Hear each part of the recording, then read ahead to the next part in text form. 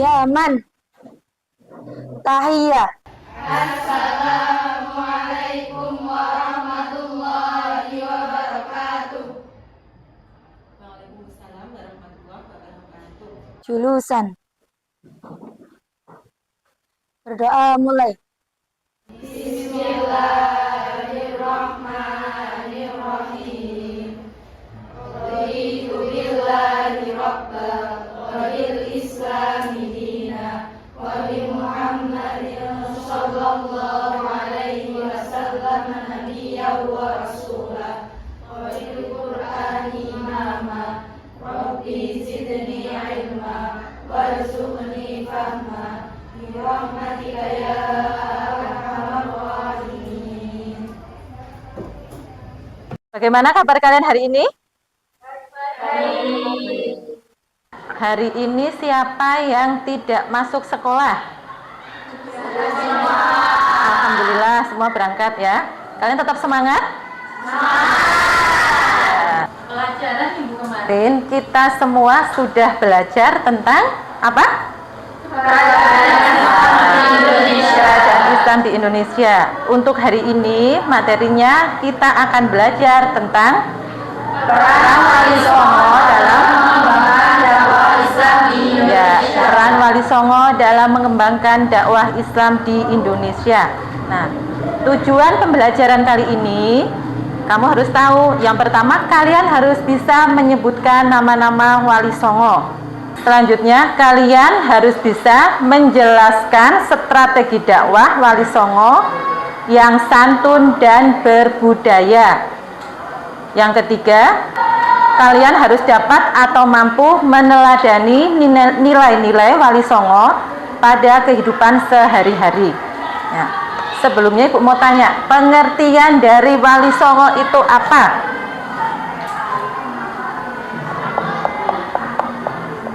Ada yang tahu? Pengertian dari Wali Songo. 9 tokoh penyebar Islam di Pulau Jawa pada abad ke-14. 9 tokoh penyebar Islam di Pulau Jawa pada abad ke-14. Ya, itu pengertiannya. Wali Songo mereka diberi gelar Sunan ya. Sunan. Sunan berasal dari kata apa? Susunan. Ya, susuhunan. Yang artinya apa? Dijunjung tinggi. Ya, dijunjung tinggi atau sebagai panutan masyarakat setempat. Adapun nama-nama Wali Songo kalian sudah hafal belum? Ya. Apa saja yang pertama apa? Sunan Gresik. Ya, Sunan Gresik. Kedua? Sunan Ampel. Selanjutnya? Sunan Giri. Sunan Giri. Terus? Sunan Bonang. Terus kelima? Sunan Derajat. Sunan Derajat. Nomor 6? Sunan Kalijaga. Sunan Kalijogo. Terus? Sunan Muria. Sunan Muria. Dan yang 8? Sunan Kudus. Sunan Kudus. Terus nomor terakhir? Sunan Gunung Jati. Ya, Sunan Gunung Jati. Nah, selain nama-nama Wali Songo tersebut, kamu juga harus paham tentang nama asli dari sunan-sunan ini ya.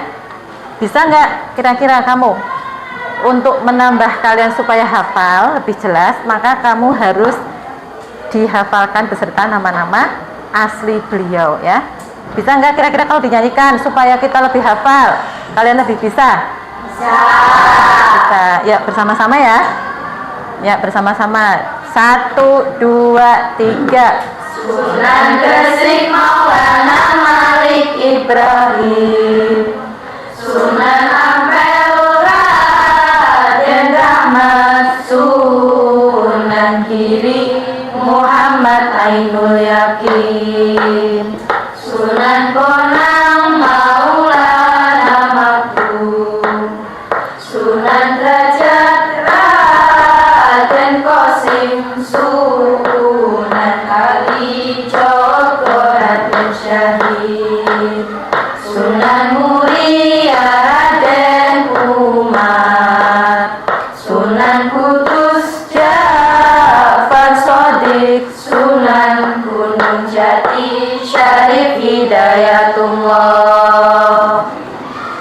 Masih sudah hafal? Tadi adalah nama Wali Songo. Sekarang strategi dakwah yang dilakukan oleh Wali Songo. Mereka menyebarkan Islam dengan cara damai, tidak dengan cara kekerasan. Ada berapa strategi dakwah yang dilakukan oleh Wali Songo? Ada 3. Yang pertama,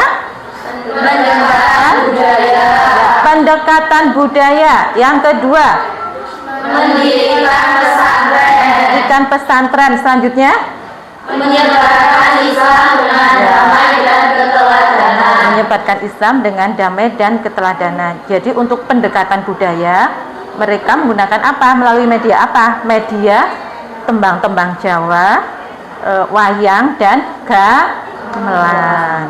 Ya. Dari sini kalian sudah bisa dipahami belum materinya? Sudah?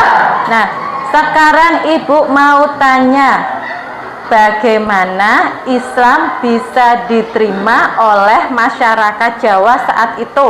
Ayo, siapa yang kira-kira bisa menjawab? Siapa Mbak yang kira-kira bisa menjawab? Oh ya, silahkan Mbak Maura. Menurut saya dengan menggunakan pendekatan budaya yang halus dan akrab. Ya, boleh ya. Menggunakan budaya yang halus dan akrab. Siapa lagi yang mau menjawab? Ya, silahkan Mbak Michelle. Menyebarkannya lewat dakwah, lewat pendidikan dan pesantren.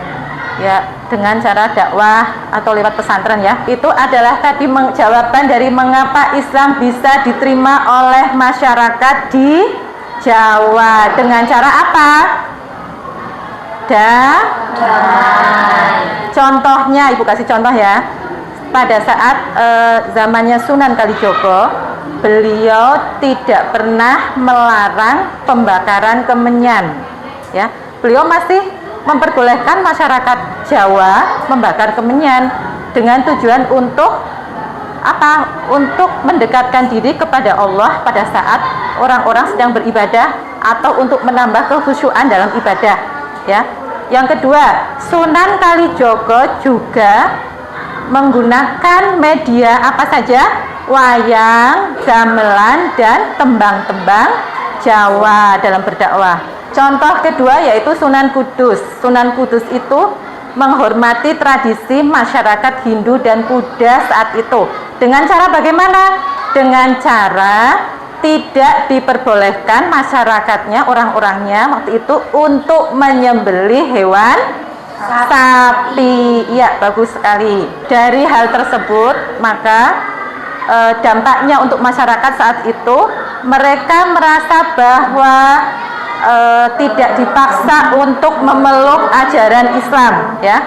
Mereka hanya merasa bahwa ajaran mereka perlu diperbaharui atau diperbaiki dengan memasukkan nilai-nilai Islam atau tradisi yang sudah ada pada masyarakat saat itu, ya. Inilah dampak dari keluasan atau cara berdakwah para wali songo zaman dahulu. Sampai sini kalian sudah paham belum materi yang Ibu sampaikan? Sudah. Siapa? Mungkin ada yang bertanya? Ya, silahkan Mbak. Mengapa Sunan Kalijogo masih memperbolehkan pembakaran kemenyan? Iya, terima kasih ya. Pertanyaan yang sangat bagus. Mengapa Sunan Kalijogo waktu itu masih membolehkan pembakaran kemenyan ya? Karena supaya dakwah Islamnya itu bisa diterima oleh masyarakat ya, dengan tidak meninggalkan tradisi-tradisi atau budaya yang sudah ada. Seperti itu ya jawabannya ya. Ya. Nah, untuk pertemuan hari ini mungkin kita cukupkan sampai di sini ya. Kamu jangan lupa tetap belajar, tetap semangat, dan kalian kerjakan modul yang ada soalnya. Halaman berapa itu modulnya? Halaman 50 ya. Modul halaman 50 dikerjakan, jangan lupa ya. Sebelum kita tutup, Ibu mau menyimpulkan untuk materi hari ini. Nah, kesimpulan dari pertemuan kita kali ini yaitu tentang dakwah penyebaran Islam Wali Songo yang ada di Jawa. Itu apa? Strategi dakwahnya menggunakan yang pertama apa tadi strategi dakwah yang disampaikan oleh Wali Songo? Pendekatan budaya. Yang kedua, mendirikan pesantren. Yang ketiga, menyebarkan Islam dengan damai dan Ya, keteladanan. menyebarkan Islam dengan damai dan keteladanan. Ya, terima kasih. Jangan lupa ya, tetap belajar. Tetap semangat. Semangat anak-anak. Terima kasih untuk hari ini. Ibu akhiri. Wassalamualaikum warahmatullahi wabarakatuh. Waalaikumsalam.